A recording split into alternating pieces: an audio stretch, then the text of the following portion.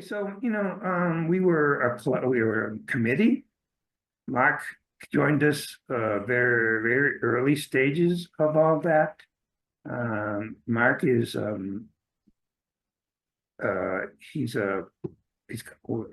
you're very instrumental in the disability field, particularly in Canada. You had a company that you basically restaurant that you hired only people with disabilities. He is also very instrumental in Rotary, as he's worked with a number of presidents of Rotary and supported them and traveled around the world doing that. And he also worked with his wife, who was a vice president of Rotary. And, that's next to president. So he's very tuned into Rotary. But most importantly, Mark has helped me in many ways with the disability strategies. So I'm not going to talk anymore. And I'm going to turn this over to Mark. Mark, it's all yours. Hey, thank you, Ken. Thank you for Yes, that. Thank you for that introduction. Thank you. I assume everybody can hear me okay. Florence, you mentioned you had some problems with hearing us. Can you hear us now? Everything is good. Excellent. Thank you. So good morning, everybody. At least it's good morning here from the Greater Toronto area. It's cold. We're about to have a snowstorm this afternoon. So I'm really envious of people like Ken who are in 80 degrees temperature right now. So as Ken mentioned, I helped with the beginning of the Rotary Club of World Disability Advocacy. This is going back 3.5 years now. And what Ken didn't tell you is that when we first met, Ken contacted me a day after we first met and said, "Can we have another meeting?" And that snowballed into having 2 to 3 meetings per week. There was so much interest in creating a Rotary club, or at least an advisory club around people with disabilities. There was so much interest, and every time we got together, there was somebody else who was joining us. And it was like a revolving door of people coming and joining the committee because there was just so much interest. And there was a reason for that. And that is, and I'll talk about this a little bit later, is Rotary clubs around the world typically did not include people with disabilities in their so-called ordinary clubs in so-called ordinary society. And this was a concern. And my Rotary Club, for example, which is almost 70 people strong, only has one disabled person in it, and that's me. I'm deaf, and I'm the only person in that club who has a known disability. The club wouldn't think to look outside of its typical practices to bring in somebody with a disability, somebody who might be in a wheelchair, somebody who may be blind, for example. They just wouldn't do it. And there's reasons why, and we already know what those reasons are, but there's reasons why this happened. So there was a tremendous interest in creating this club that you belong to now, right from the very beginning. So how did I get involved, and why did Ken reach out to me in the first place? Well, if you go back over 30 years now, my wife and I decided to open a restaurant in the city of Toronto. It was a franchise restaurant. Some of you may know of it. It's called Tim Hortons. Very popular in Canada. There's about 6,000 of those restaurants in Canada today. But back 30 years ago, there weren't very many at all. And Valerie and I opened our first restaurant in the east end of Toronto. And very quickly, we recognized, because of how busy the restaurant was, we recognized that we needed to hire some more staff. And in particular, I needed to hire somebody who could look after the dining room, someone who could operate the dishwasher, clean the dishes, clean the dining room, sweep them up the floors, and so on. And I put an ad on the door, and this young man applied, and his name is Clint. He was 23 years old, and Clint has Down syndrome. Now, up to that point in my life, I hadn't got a lot of experience being around people with intellectual disabilities. But one thing I knew for sure is because of the barriers that I faced as a deaf person, if Clint was going to walk down the street, and remember, this was over 30 years ago, if he was simply going to knock on doors, he was not going to find a job. Because the myths and the misperceptions and the stereotype about including people with disabilities in the workforce were rampant back in those days. It's still bad today, but back in those days, it was a no-go at all. So I decided to give Clint a chance because I knew about these barriers.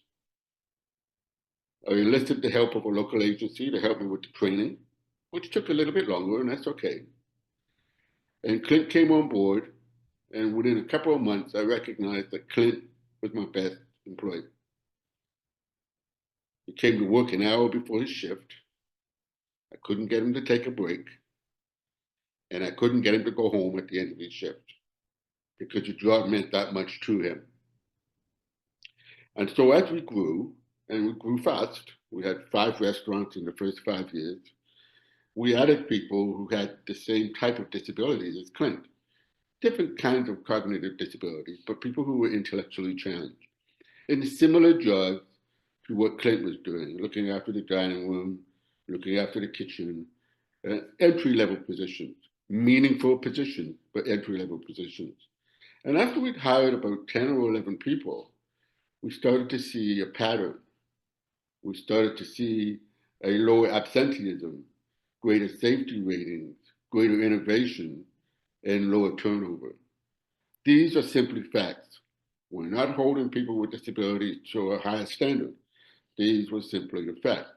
And the innovation piece is something I want to share with you today, and I will do in a little bit. But what resulted from this is over the 25 years that we were franchise owners, and we sold our business 7 years ago. So for 25 years, we operated 14 restaurants. We had almost 20,000 customers per day. And of typical employment base, about 18 to 22% of our employees would be workers with disabilities. And in the 25 years that we were in business, we employed over 250 workers with disabilities. And this was every type of disability. Entry level, people who have intellectual disability, developmentally challenged, manufacturing and productivity, the management of the restaurant, which also included people with disabilities, and even the top person, the person who is my director of operations, is the person who has a learning disability. Yet she was operating 14 restaurants. And the data speaks for itself. When we talk about absenteeism, we enjoyed a absenteeism rate which was about 40% lower, 40% lower than the actual standard. And it's not because we're better operators. It's simply because we're inclusive operators. It's safety ratings. You know, you look at someone like myself who, being deaf since birth, I only have about 15% hearing. So I can't hear things like you do. And I can't run across the street without looking. Some of you will take that chance. I can't. I have to make sure there's nothing coming. So I'm more safe crossing a road. So therefore, I'm more safe working in a loud environment. And so it's counterintuitive. People who are deaf tend to be more safe in loud environments, when one would think the opposite to be true. And so safety ratings are better. And if you look at my business, for example, we had one of the highest safety ratings in our sector. It's very difficult to achieve. And of course, there's a cost associated with that. Then when we talk about the innovation factor, and this is critical, and it's very important for our Rotary organizations, Rotary clubs, and we're all right to understand this, is that people who are living with disabilities problem solve in a different way to everybody else. So all of us here who have disabilities, we're problem solving all day differently to everybody else. You know, if you happen to be a wheelchair user, if you've got MS, for example, you get up in the morning, you take a shower, you get dressed, you make breakfast, you go into the parking garage, you get in the car, you drive to work, maybe with hand controls. Everything you have done in that morning, you have done differently to me, differently to just about everybody else on the planet. Different problem solving skills is how we relate to innovation. Innovation is not created by employing the smartest people in the world. It's innovation in Rotary clubs. It's not created by bringing in the doctors and lawyers in the community. It's by bringing in regular people who problem solve in a different way. That's how innovation is created.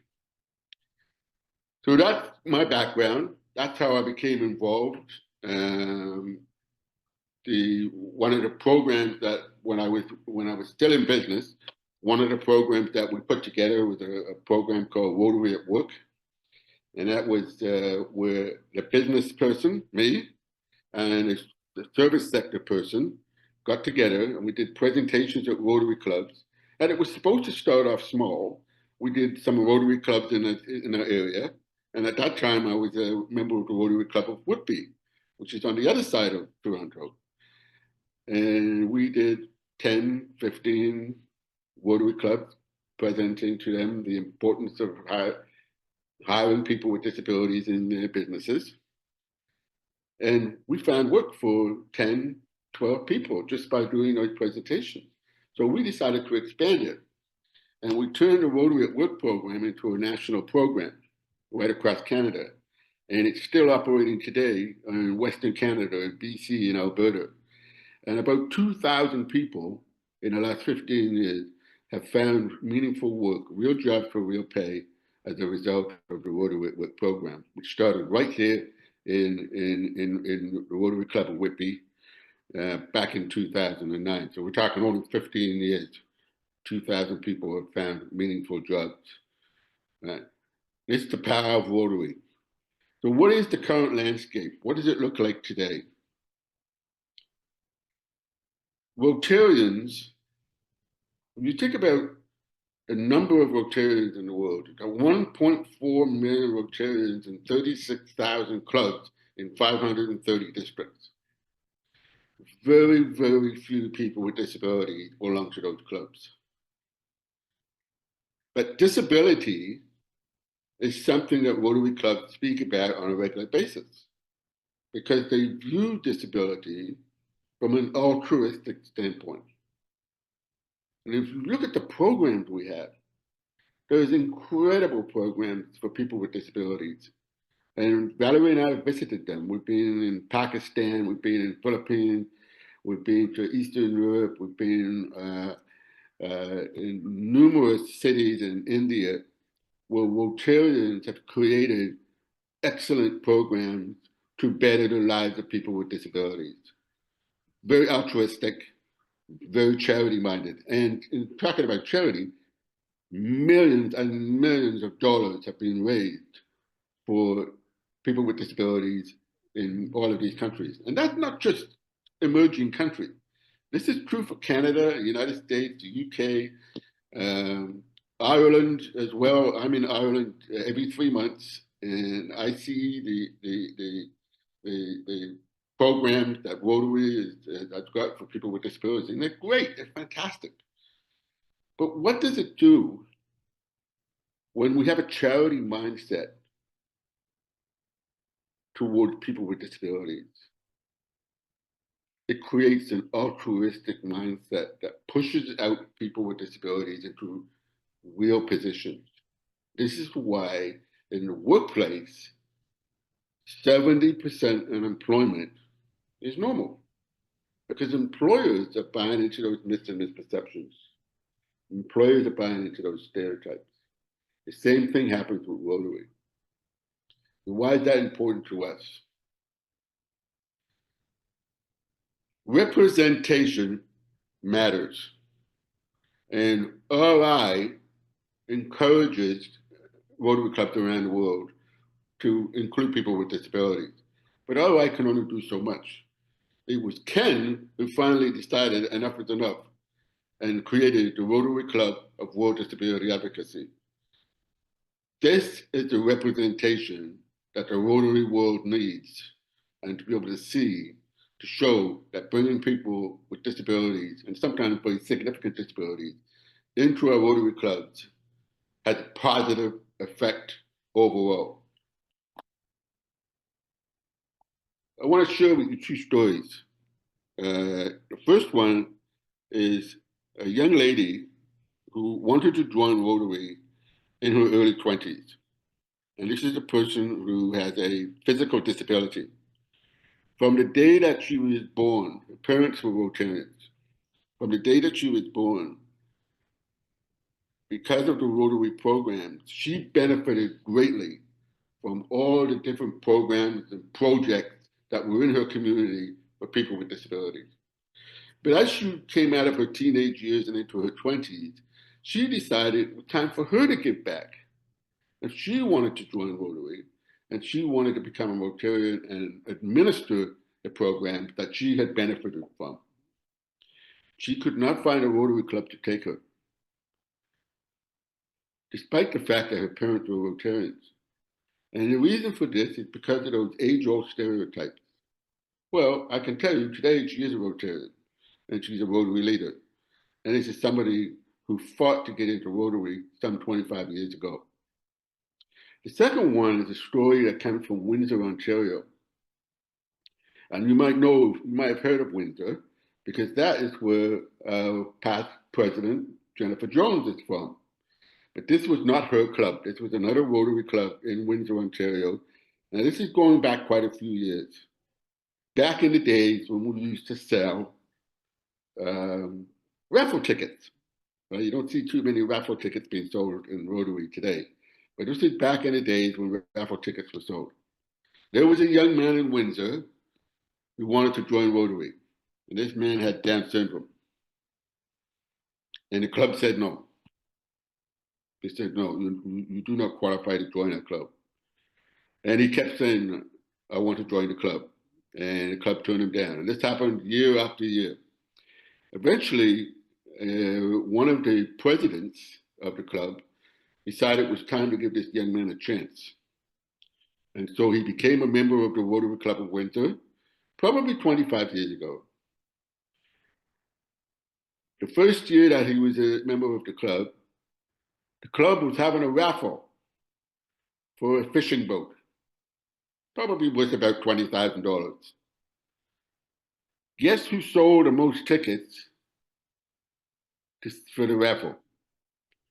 The gentleman who had Down syndrome. And for that, every year afterwards, he was the person who sold the most tickets. Now, by bringing in somebody with a very significant disability into that club, and I'm not suggesting that we should go out and seek people who have intellectual disabilities, but it just shows you what can happen. Here's a person who had a skill selling raffle tickets that nobody else in the club had. Nobody else in the club could come even close to selling the number of raffle tickets as this young man. So like I said before, the innovation factor. The innovation factor is critical. Representation matters. Representation is critical. As we go forward, we're going to start to see some headwinds. We're going to see some challenges, especially in some jurisdictions. Now, as we all know, we've just had an election in the United States, and that election could create some problems for diversity, equity, and inclusion in general. And so we do expect to see some pushback to some of the things that we're doing when it comes to inclusion. But we need to keep in mind the size of the demographic of disability in our world. In Canada and the United States, and I would say probably add UK to this, the statistics show that about 50% of people with disabilities are not working, around 50%. What those numbers don't include are anyone without marketplace attachment.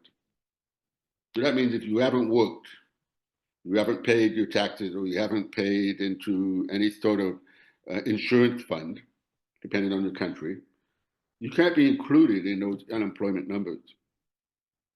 The same stigma that is attached to bringing people into the workforce is attached to bringing people with disabilities into Rotary. And that has to change. But if you look at that 50% and you add in those who don't have marketplace attachment, you're probably at around 70%. 70% of Canadians, Americans, and people in the UK who have a disability are not working only because they have a disability. 70%.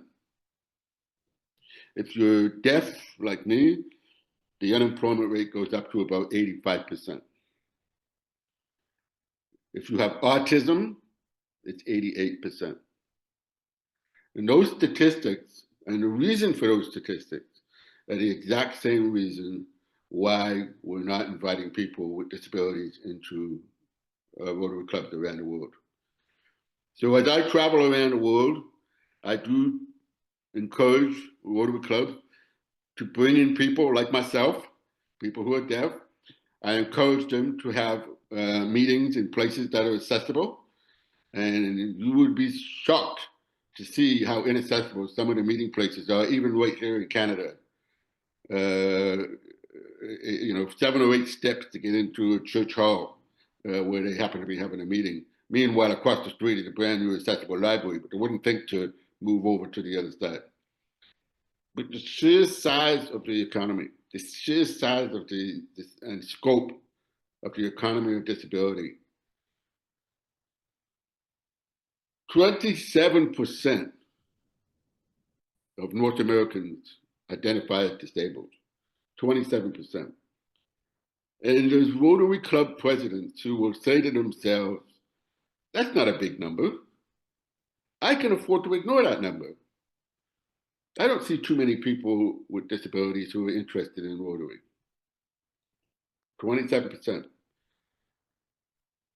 But what they have to remember is that if you take that 27% of the population and you add in a direct family member, so that would be mom, dad, brother, sister, or son or daughter, you're at 73% of the population. So 73% of the population are directly affected by disability. And if you look at my business, I told you I had 20,000 customers a day back in 2017. We had 20,000 customers a day. 73% of those customers were directly affected by disability. They either had one or they had a loved one at home who had a disability. And employers and Rotary Club presidents cannot afford to ignore those numbers. Those numbers are very, very significant. And when you look at the earning power of the disability community worldwide, with family members included, it's $8 trillion US dollars every year.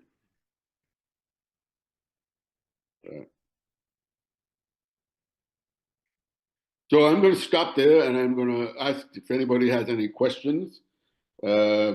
As Ken knows, I have a tendency to speak forever on this topic. It's dear to my heart, so I'd like to open it. Ken, if anybody has any questions. Maybe you speak forever, but I love to listen to you forever. So it's a mutual respect. And people, and I know too, Mark, we have 2 members in our club, of which they are here today. Both of them have polio. So both of them are in wheelchairs or use wheelchairs or some devices. And they both were told by their Rotary clubs that we have to get rid of you because you don't show up to meetings. which is another problem we need to work on, accessibility and people understanding uh, that importance of making sure. Yeah, those are old-fashioned thinking. Yeah. You know, Rotary clubs. And so I belong to a Rotary club up until I've been in 5 Rotary clubs because of the fact that we moved over the years, and I'm now on my 5th Rotary club. But one of the clubs I belong to had during the pandemic went online, and as the pandemic ended, went offline, and everybody had to attend in person. Well, people joined the club during the pandemic because of its online presence. And they were not in a position to be able to travel through the Rotary Club in person. So when the pandemic ended, or so-called ended, these people had to drop out of the club. And what's the point? I mean, continue to have a hybrid setup if you have club members who need a hybrid setup. Right? The cost is already done. You've already spent the money on the technology, so it's not like it costs extra money to have a hybrid system. Right. Exactly. The other thing too, when it comes to wheelchairs, there's a Rotary Club about 2 hours north of me that had, going back 10 years, had about 25 members. They were all old, white-haired males, no innovation, very old-fashioned thinking, and they were meeting in a building that had about 8 steps to get into. They weren't bringing in new members because that wasn't the purpose of the club. They didn't really want any new members. But as their members got older, they couldn't walk up the steps. Yeah. So they were dropping out. So that went from 25 members down to 10. Yeah. Only because they weren't thinking that, hey, people get older, you're 85, you're 86 years old. Now you may have trouble climbing up a flight of stairs. Right? And so people were dropping out. So it's old-fashioned thinking. Oh, yeah. But it's still there, sadly. Oh, but, it is. You know, Oh, it is. Yeah. had. This is the beauty of our organization. It's the beauty of the Rotary Club of World Disability Advocacy, is that we can show the Rotary world that these things are possible. And Absolutely. accommodations are usually very simple and very cost effective. Absolutely. Florence, you have your hand up. Yes, sir. I have a comment concerning in the States, the amount of people with disabilities that work. If you don't work, you get on Medicaid, AID. Medicaid pays 24-hour in-home attendant. Medicaid pays for everything that you need. Those that work have to pay out of their pocket for in-home attendant, or as they call it, quote unquote, spend down. So if I have to have a salary of, let's say, $10 a week, and I make $12 a week, I have to give the government the $2 to qualify. Yeah. That is horrible. It is. Horrible. I personally know college graduates with their master's degree who refuse to work just to get in home attendant care they need. So when you give the statistics for the states, you have to put that into consideration. Had I not worked, I would have been in a far better situation than I am now. And yeah, you're absolutely right. And here in Canada, here in Ontario, we have similar concerns. But one of the things that we managed to do, this is where the advocacy comes into play. In Ontario, up until March of 2023, if you were receiving benefits from the state, and by the way, those benefits keep you in poverty, but if you were taking benefits from the state and you decided to work, you could only make $200 in 1 month, in a 1 month period. After that, you're clawed back at a rate of 50%. right? So this is a disincentive to work. The only way to really get ahead is if you're able to, is to work full time, right? So that you're earning a reasonable income. That doesn't work for most people with disabilities. And what we did is we fought the government, and we were really fortunate to have a Minister of Finance in 2023 who understood what we were talking about, understood where we were coming from with these clawbacks, and made a change to the clawback so that the person could now make $1,000 in a month before the clawback take effect. And so that removed the disincentive to work. It removed the fact that we're legislating poverty. Every country in the world has some level of created barrier to prevent people from working. In fact, if you go back far enough, here in Canada, in the province of Alberta, we had a premier who once very famously said, we will pay you to stay at home and you better like it. But that was 1965. All right, so we still have some of that mentality today. Well, So I understand exactly where you're coming from, Florence. yeah, it's horrible. So Yeah. now those of us on Medicare get nothing. And when we were younger, we couldn't get long-term insurance Yeah. because we were damaged. So here we are. You can't afford anything if you want to stay at home, and you have to pay your own home care attendant. That's over $100,000 a year. Yep, Okay, American. It's a lot of money. it is. You know, you work all your life, you make a good salary, save, and here you are. You still now you gotta pay. Had I known this when I was younger, Mark, I never would have worked. Never.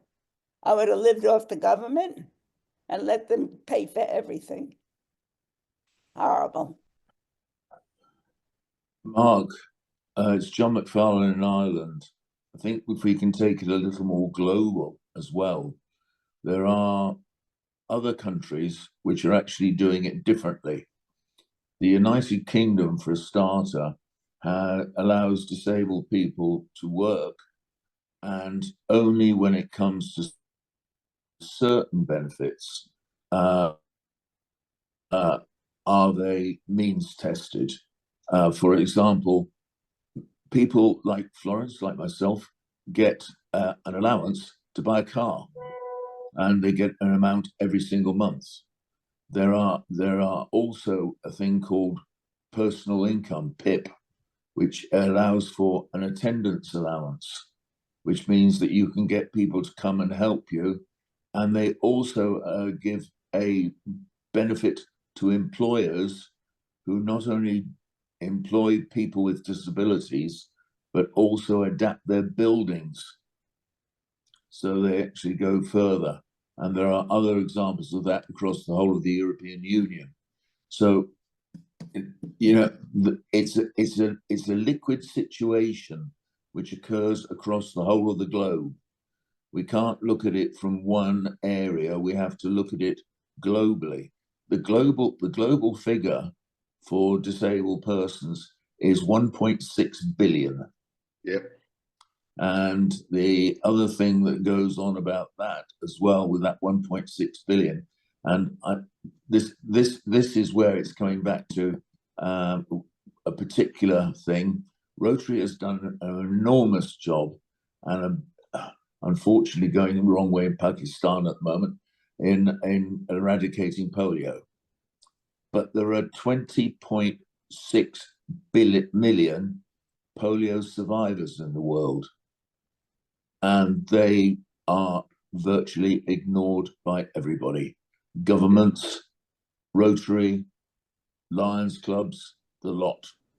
And they're getting older and they need more help, and they're just not getting it. So, you know, it's a fluid situation.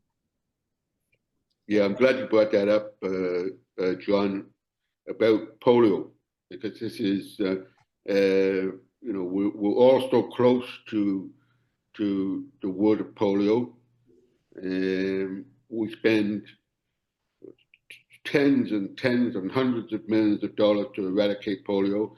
But as you said, we're not doing anything for those who have contracted polio or have been living with polio for most of their lives. That is, unfortunately, what's happening in Rotary today. We have programs, like I said, programs for people with disabilities that include people with polio. But what's happening now is we've got so many individuals who are in their 50s and 60s and into their 70s who have post-polio syndrome. Yep. And they're being misdiagnosed. Like the misdiagnosis for post-polio syndrome is the rate for misdiagnosis is over 50%. Is that right, Ken? I think it's over 50%. John can answer that better. John's the master at this information. It is right. They're getting misdiagnosed from all sorts of things, from ME right the way through to fibromyalgia to everything else. The reason being that the doctors who actually diagnosed polio in the starter have virtually all retired. Yeah. There are very few doctors around who have actually got live experience of polio, except for those who are working in Pakistan and in some parts of India. Yeah. And they literally do not know it. And we did a survey in Europe a few years ago, and we looked at the medical schools, and we found out that the medical schools, as far as polio and post-polio syndrome is concerned, in that all the years it takes to train a doctor, they got 7 minutes training. Wow. I think that just about says it all. Yeah, yeah. I love when So you in a travel to India, we spent a lot of time in Delhi. There's a number of hospitals in Delhi that look after patients who have post-polio syndrome. The doctors are so significant in India and Pakistan for the same reason that you were saying, is they grew up with polio, right? They were treating polio patients, and we've been in a hospital and actually seen babies come into the hospital presenting with polio, and we've seen it firsthand. It's that mom and dad are beside themselves with grief as to what is happening with a child. But that was in 2012. All right, Wow. so the doctors are on the ground, understanding it, treating it, dealing with it. So when it comes to post-polio syndrome, they understand it. Where in North America and Europe, we haven't had polio for so long that most doctors, if not all doctors, have never seen it. Mark, you know what it is to walk into a doctor's office and you say to them, you know anything about polio? Oh yeah, I studied that in the textbook. It's a dead disease. Exactly, yeah. And here you are. Yeah. You're in trouble and you better know your own body. Yeah. Globally, the opportunities for persons with disabilities are slowly opening up in various places. In Ireland, UK, Germany, etc. Some of the supermarkets, Aldi and Lidl, who are actually opening up in the States as well, they are actually actively recruiting people, and especially people with Down syndrome, who are doing shelf stacking for them. They're getting it, they're doing it. And in the UK, we even managed to get 3 people with Down syndrome with driving licenses. Yeah. Yeah, I actually had an employee with Down syndrome. He had a driver's license. Yeah. Yeah. Now, John, you mentioned the UK, and I've had the privilege over the years. One of my mentors in life was a woman from London who started a program back in 1986 called the British Forum on Disability. And I met with her through the 90s and in the early 2000s, I met with her in the UK many, many times. And she has encouraged the British government to make changes to so much legislation. And I actually believe the UK to be one of the better countries in the world when it comes to people with disabilities. And if you grow up disabled in the UK, I think you have more opportunity than you do, say, most other countries in the world. Who was the lady? Susan Scott Parker. I thought so. I know her extremely well, and I worked Yeah. with her on the formation of the Employers Forum on Disability. Yeah. And she is still operating in the disability field as a consultant. That's right. Yeah. Well, Susan reached out to me when we first started our business, when she found out what we were hiring practices. And I happen to have a lot of family in Ireland and England. So when I was in England, I met up with her and we became fast friends from then. Yep. I'm still working with with her as well. Yeah. Yeah. So Mark, the thing is that I think about Rotary and making change in Rotary as far as people with disabilities. I realize maybe Rotary International has something to do with it. Maybe every club has something to do with it, but it's the individual club member that's asking people to be a member of the club. That's where it all starts. Yeah. So the attitude of that person about people with disabilities is where we have to really start with this whole thing. I had a club that I was talking with, and I wanted to bring a person in that was blind. And the president's attitude was, how is he going to get to meetings? You know, how is he going to get involved in activities? My answer to him was, that's not your decision. That has nothing to do with your decision of whether he should be a member or not. That's his decision for that. So it's that attitude that they think it's stigma. It's a stigma that we have to start working on one Rotarian at a time to get that whole thing to change. So one way that we can reduce the stigma is in practicing something that I call ATP, which is ask the person. So when I decided to join the Rotary Club that I'm in now, I've been there 2 years now. The president knew that I was deaf, right? They already knew that I had problems hearing. He contacted me and said, what can we do to improve your experience as a Rotarian if you join our club? That's all it takes. That's all it takes. It's for somebody at the club level to say, what can we do to make your experience better? And I said to him, I can hear, if I'm sitting close to the speaker, I can hear most of the time. I also lip read, so I'm okay with lip reading. But if we have a guest speaker, I need captioning. And captioning is cheap. In fact, in our case, it was free because we already had the technology there, right? So it takes champions in the club, but it's not difficult. You need champions to be able to say, and you don't say this just to people who think have a disability. You say it to everyone. When somebody is coming to join your club, if somebody has applied to join your club, is there anything that we can do? Asking the person, is there anything we can do to enhance the fact that you can be fully included in a Rotary Club meeting? And you'd be shocked at what you hear. Yeah. Because I can guarantee you, when I say that there's very few people with disabilities in 36,000 clubs, there's very few who we know about. There's obviously tens of thousands of people with disabilities who haven't self-identified, right? And what if we started with them? Right. By using ATP? Yep. Can everybody hear? Can everybody see? Can everybody access the building? Yeah. Right? So it takes champions. And I think the other thing too is that this is obviously an issue that's not going to be resolved in many of our lifetimes completely, or ever, forever maybe.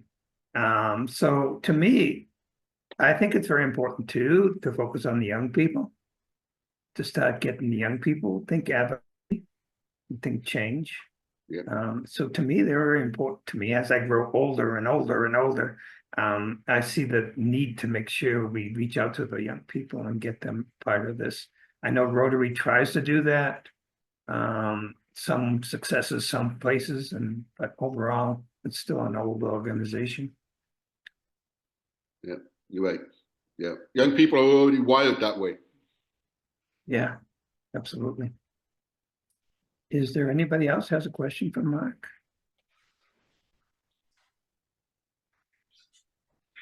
Well, Ken, I think that the issue here is about advocacy and spreading that message that we heard today.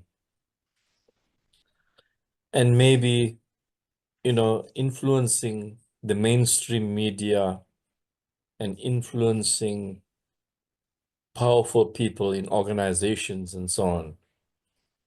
Because what happens in the world is the people who are marginalized and alienated never get a chance. And with a powerful presentation like the one we heard today, and the message that comes out of that is to spread that message. I don't know how we do that, but we can talk about how do we advance this message in other forums outside Rotary as well. Because it's awful to be a person sitting on the margins your whole life and you're not empowered. I think, Sigamoni, that Rotary is an excellent tool if we utilize it properly. 1.4 million people around the world, people of all different kinds of backgrounds. If we can get the message through Rotary, I think we can accomplish a lot. Yeah. I think the gentleman is right. We need to advocate outside of Rotary as well.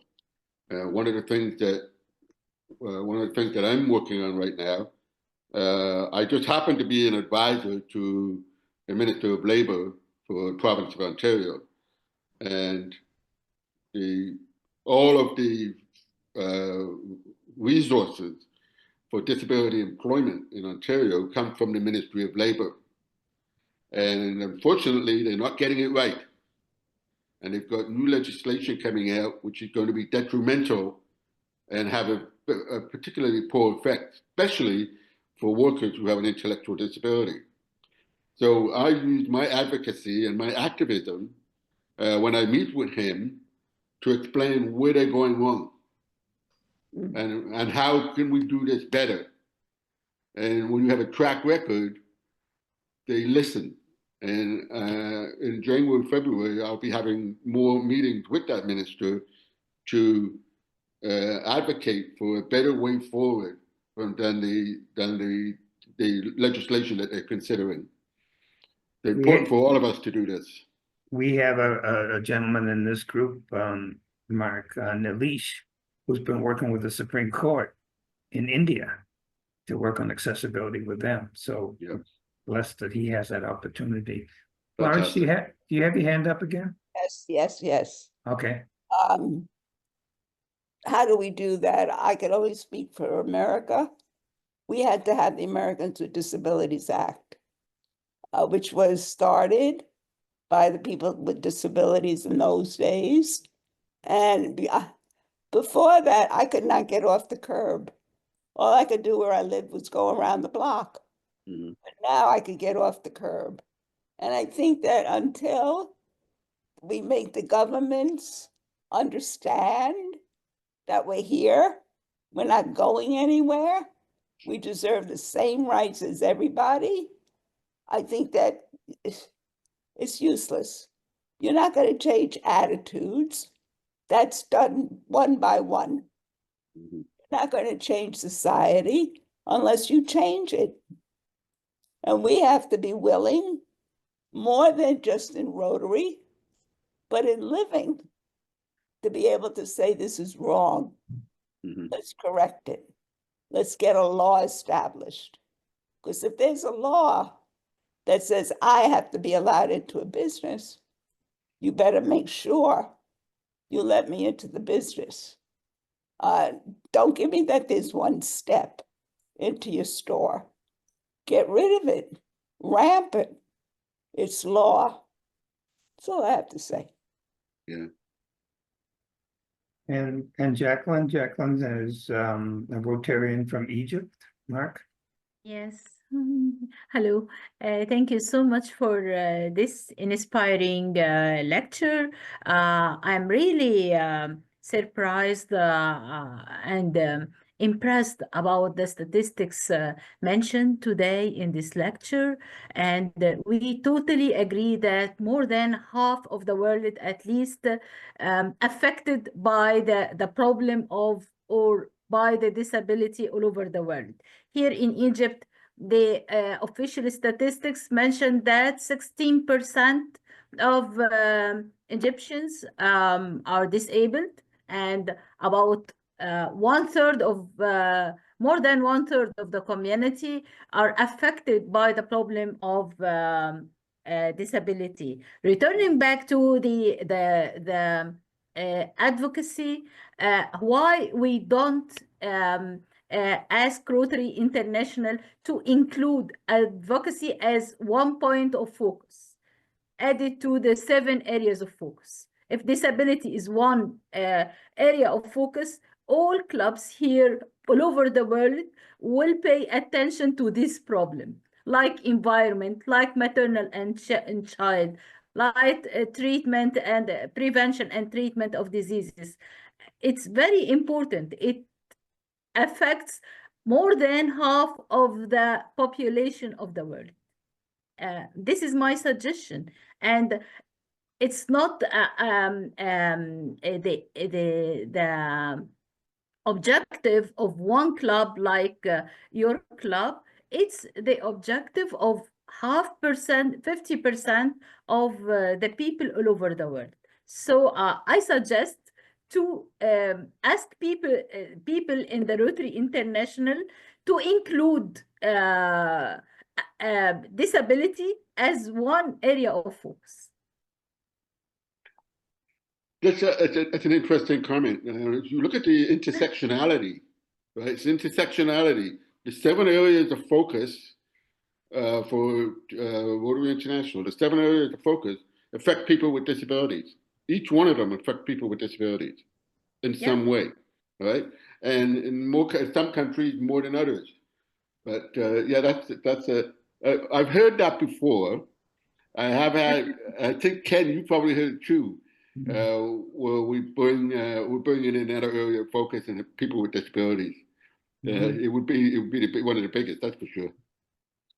How do you do that, Mark? Is that a big task to get that? Oh, it was an enormous task. Enormous task. Yeah, bringing it the last area of focus with the environment. Yeah, and it took many years for that to happen. Many years. It was approved only since 2 or 3 years. So if we try, it may happen in the future, at least. I love her attitude. I really do love your attitude, Jacqueline. It would be a heavy lift and way above my pay grade. And Nalish, you had your hand up. Nalish is from India. Nalish, do you have No, actually, so somebody was saying something, so it just occurred to me that there is a lot of ableism around. And even if you look at law, a law is actually written by a non-disabled person and people in power. So, I mean, even when it is being interpreted, it is being interpreted from their point of view. So people with disabilities are actually always at the receiving end, and we don't have as much say in this. So I think, more we are visible and more we are part of, different groups, and, only then people would kind of start noticing and understand, because ableism is very entrenched in everybody's psyche. I mean, people do things without realizing it. And it's not that they are doing it deliberately. It's just that they are programmed to do it. I mean, behave in a certain way. I know we need to challenge it at every level. That's all I know. Thank you. It's a good point, because that's one of the mistakes that employers make, is they don't include the individual when making decisions for the individual. So it should be, you know, nothing for us without us. But ableism is rampant, as you say. It's in everybody's psyche. But if you take accommodations, for example, employers have a habit of making accommodations for people with disabilities, workers with disabilities, without asking them what they actually need. Right? They should be, the person with a disability should be the one making that decision. But typically that doesn't happen, and that's because of ableism. Actually, I had the wonderful honor to interview Heaven Grimma. I don't know if you know Heaven, Mark, but she's a top disability advocate in the world. Blind and deaf, graduated from Harvard with a law degree. And one of the things we were talking about was that even people with disabilities are ableist. Yeah. Yeah. That's true. Yeah, Florence? Where did you go? I wanted to share a personal story. Before the ADA, Americans with Disabilities Act, in the bathrooms, the mirrors were attached to the wall, vertical, so I could not see. After the ADA, my boss put the mirror on an angle like they told us in the act, and I was now able to see. I worked at the Department of Rehabilitation Medicine, and along comes a physical therapist, smacks me on the shoulder, and says, "It's your fault that I can't see." Yeah. True story. Yep. Well, we see that regularly. I just simply said to her, "Now you know how it felt all those years." I bet. Yeah, just why don't you bend down? Sally, Sal, how are you? Nice to see you. A long time. Yes, I am great. How are you? Good. You have a question or a comment? Yes, I am Faisal Amjad, a PhD scholar in special education at University of Education, Lahore, Pakistan.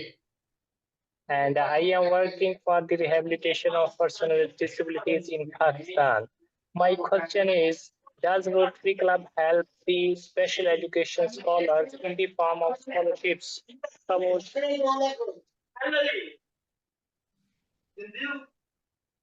Did you get my question? No, could you repeat it? I said, does Rotary Club help the special education scholars in the form of scholarships?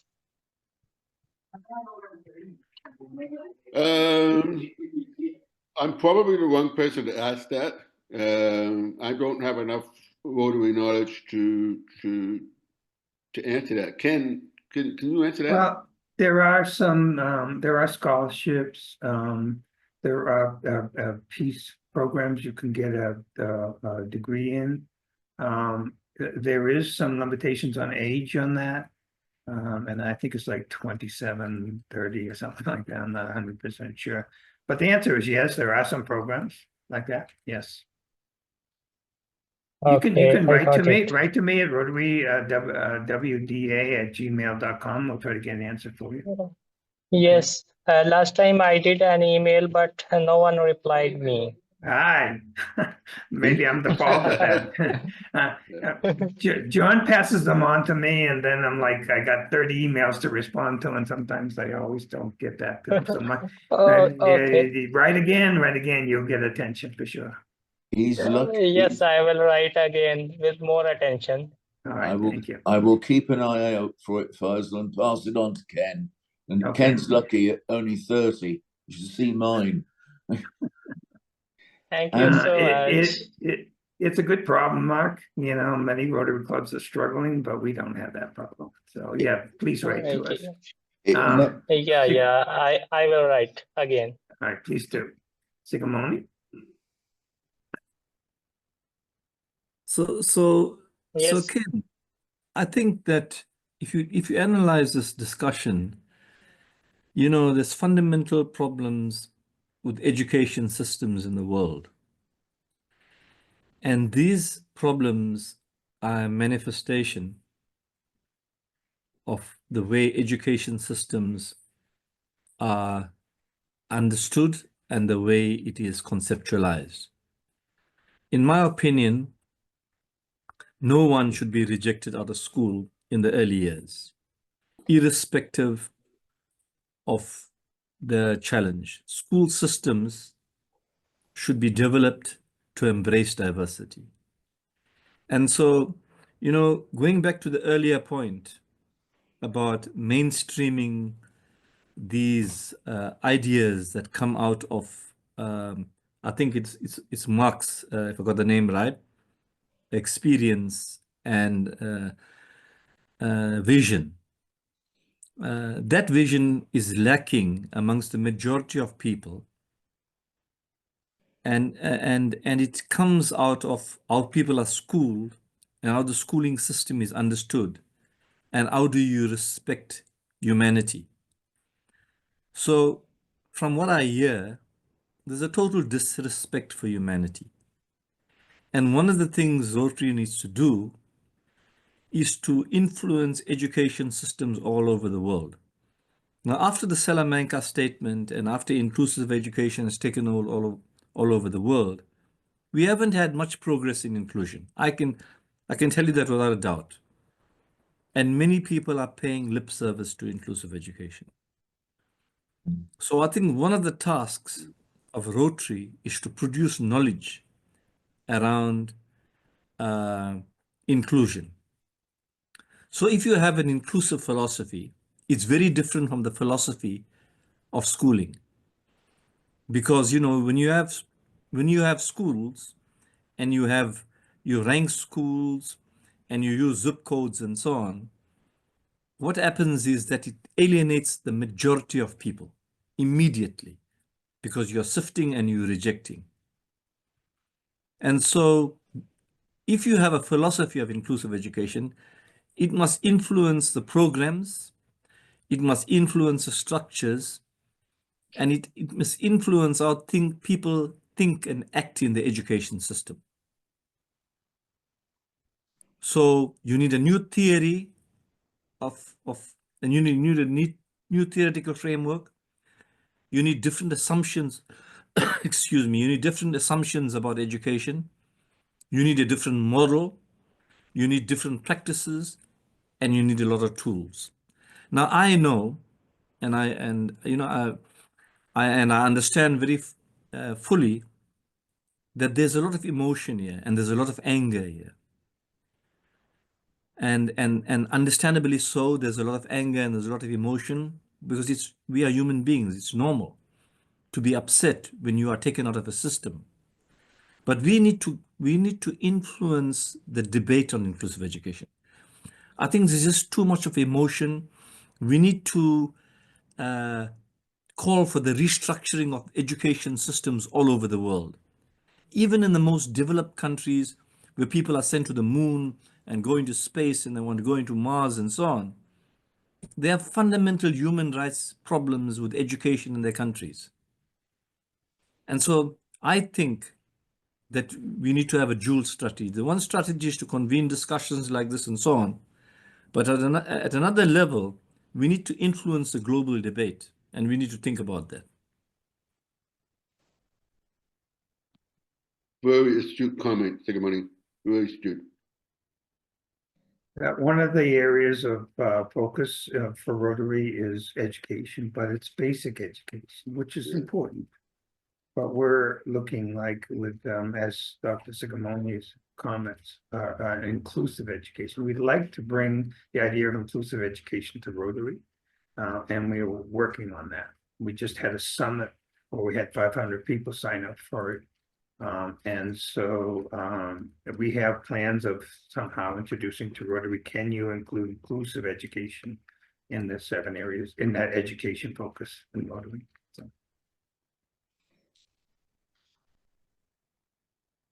Mark, I think it might please you, as you were in right at the beginning, that in the past 15 months, I actually did some work on a couple of figures.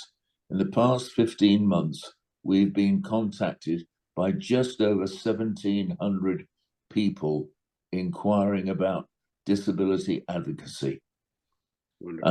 It's an enormous amount that we've got. They're coming both through the RotaryWDA, and they're coming through Ken, and they're coming through me. But the problem we've got at the moment is trying to control the numbers and actually making sure that we get the right people and actually we get the message out. But the message is going out, and it's gathering speed on a downhill slope. I think both Ken and I are slightly worried there's no brakes that we can depend on, or how we can go out. We need more help, not just from our own members and people outside, but we need more help and more education on disability and education itself, inclusive education within Rotary itself at the highest level, right the way down to the bottom.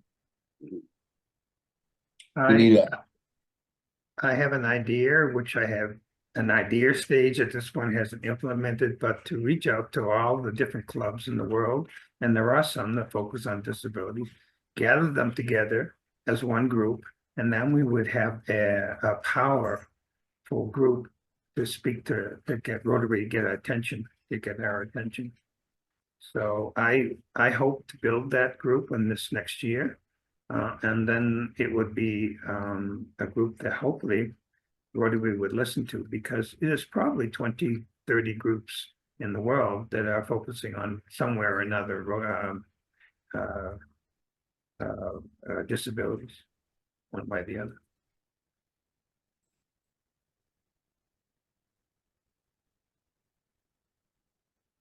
We've only just begun, Mark. It's been 3 years, so we've only just begun.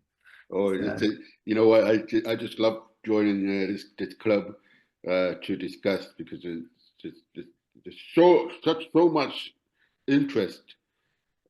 We could probably hold a meeting once a week and still run out of time. We did. No, we did. I remember Jeremy Opperman saying, "Oh my God, we're meeting all the time." Yeah. One more comment from Sigamoni, and then I think we should close this down. Yeah, no, thank you, Ken. So I'm going to make a very controversial point now. I love So it. Faisal from Pakistan was inquiring about bursaries. So it's nice to see a person like that join the Rotary group and wants to make a difference. And so we need to use our collective wisdom to see how we can let Faisal advance in his studies and then become a disability advocate in Pakistan or anywhere in the world. When we have young people who want to make a contribution, we have to empower them. So, I grew up in apartheid South Africa, and a lot of people supported and helped me. So I can now stand here and tell you, listen, this is what we have to do. This is how we can change the world. So I think we need to find some creative ways of helping Faisal so that he becomes a disability advocate in Pakistan, which is a very challenging country. Because if you talk about, Mark was talking about Canada, and people talk about the United States, Florence was talking about the United States. The developing world is a very complex environment. And we all know there's a relationship between poverty and disability. And the more advocates and the more people we empower, young people that we empower in the developing world, we will make a big contribution to inclusive education in the world. I agree. Absolutely. Thank you. That's a good closing comment. So I appreciate you, Mark, being here today. I appreciate all that you've done for this club, all you've done for Rotary and the disability issues and challenges around the world. Much appreciate what you've done for all that. It's been a pleasure having you here and listening to you, and I always learn every time you speak. So thank you. Thank you all. Thank you, Ken, and thank you, everyone. It's been a delight. If you celebrate Christmas, I'd like to wish you all a very Merry Christmas. And I hope to, as we travel the world with Rotary, one day I hope to see you in person. Very cool. Okay, thank you Thank you, all. Mark, Happy Thank you, Happy New Mark. Year to you all. and Merry Christmas to everyone. Okay, bye.